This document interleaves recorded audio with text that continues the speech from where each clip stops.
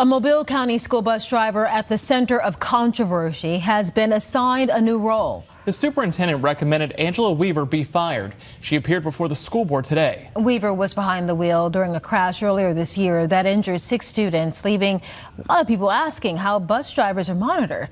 Our Ariel Mallory has been following this story for months. And Ariel, tell us about Weaver's new job. Well, Anise and Cameron, Angela Weaver is no longer allowed to drive for the Mobile County school system. She will now be working as a bus aide, assisting with loading and unloading students, ensuring safety and other support tasks. Now, there was some conflicting arguments today on what led to that crash in February, and I'm told there may be pending litigation. We feel pretty sure that we have sound grounds to stand on with her not being able to drive.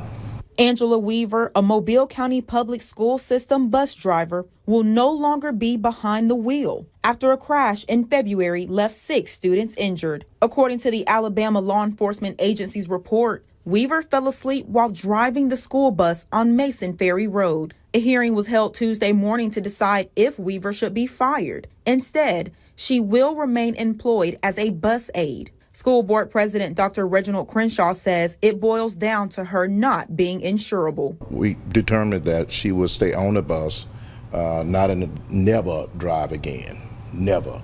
Our insurance said that she will never drive the bus again. As part of the settlement offer, her pay will remain the same. In 1 year, MCPSS will review if she is insurable. If not, her pay will be reduced to a bus aide salary. LaCheryl Dodge, Weaver's attorney, says Weaver has been employed with MCPSS for over 10 years with no issues. Dodge believes multiple factors contributed to this crash. Ms. Weaver never had any ill intentions.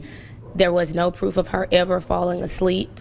Also, just due to it was pretty much a perfect storm that day is how I would describe it. Dodge also claims Weaver reported mechanical issues with her bus almost a year before the crash, and nothing was ever done. Issues with the bus, however, it was acknowledged, and the bus pulling to the right was never acknowledged. There was no maintenance ever done on that part.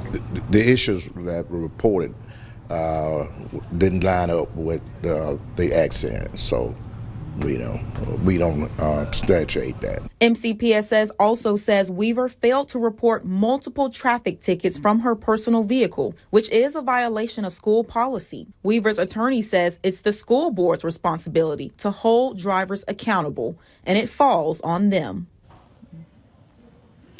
Now, there is currently a pending lawsuit against Weaver claiming negligence on her part and the part of her supervisor.